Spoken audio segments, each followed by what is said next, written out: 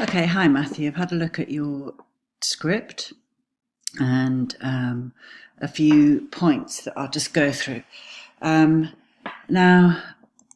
I think you need a really clear purpose or intention of the vlog. So the characters you come across in Year 12 and how to succeed with them.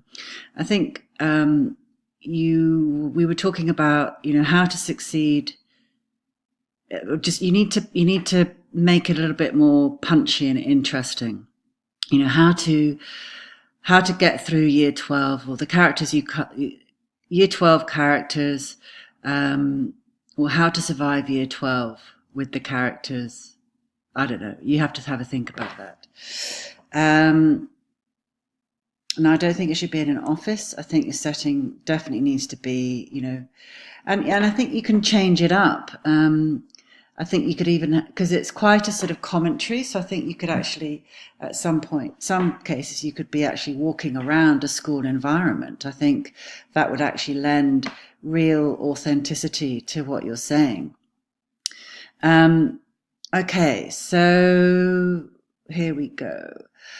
I think you need, at the very beginning of your vlog, Matthew, you really need to introduce you've got to give a very clear idea of what you're going to be looking at and what your audience is going to get from it. If you remember the girl's vlog on the Wonder Woman poses or power posing, she said, she was very clear from the very beginning. You knew exactly what you were going to get out of this blog.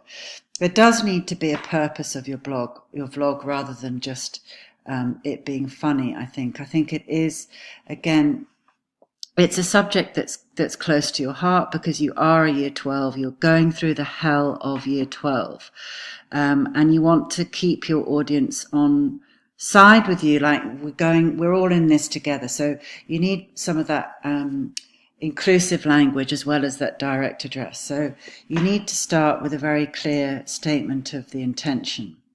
So and then I'm imagining that when you say it, you'll be improvising a little bit, but so where to start? Will. Okay, Will isn't. Now I'm not going to keep doing this, but your writing at times is still a little bit formal.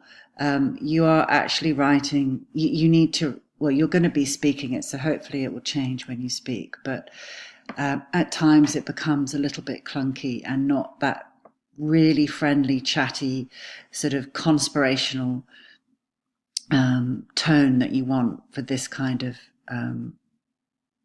vlog.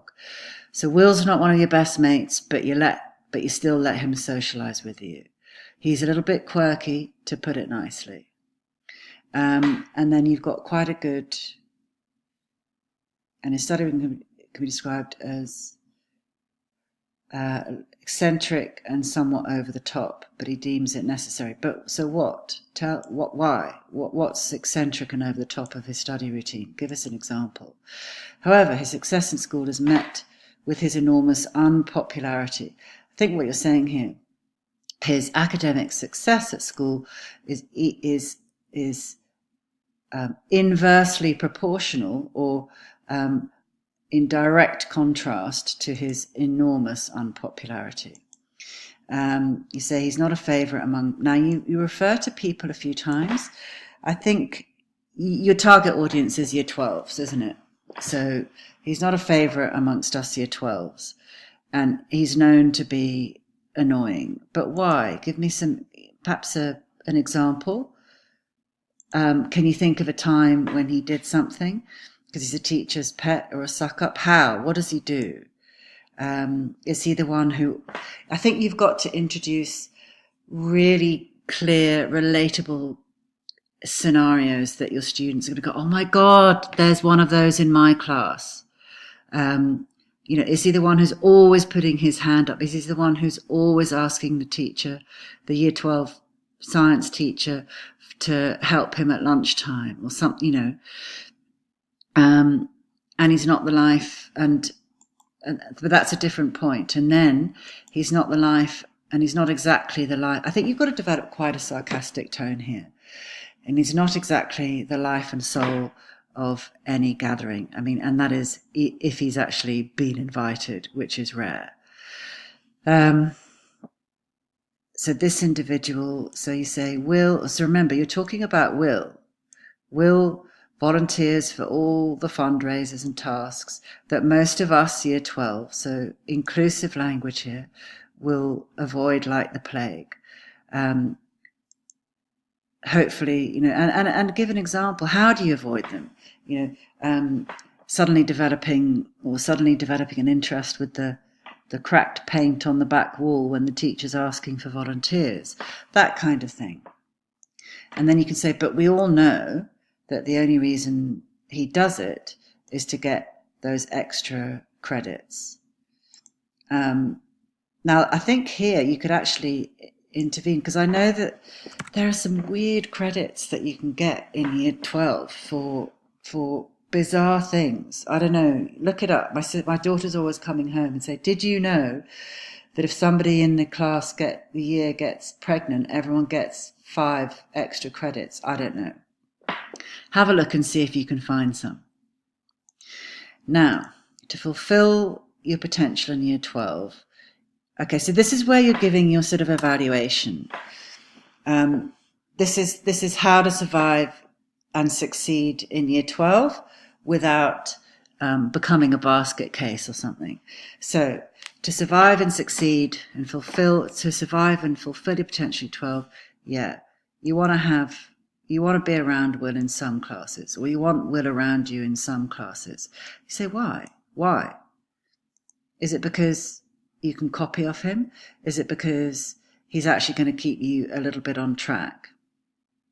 But then you say, but warning, you don't want to be in every single class with Will, or you're going to get labelled, or you're going to get bunged into the same group as him.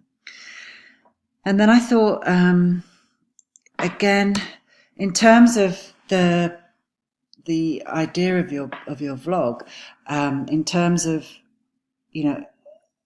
give them a rating.